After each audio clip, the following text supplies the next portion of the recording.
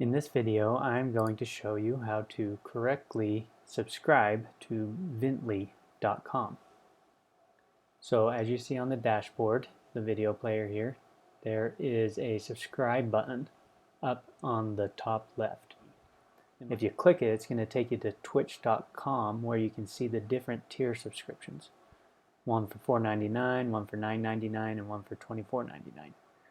That's not the correct way to do this. You want to go back to Vintley.com on the Twitch player and select Twitch icon down on the bottom right.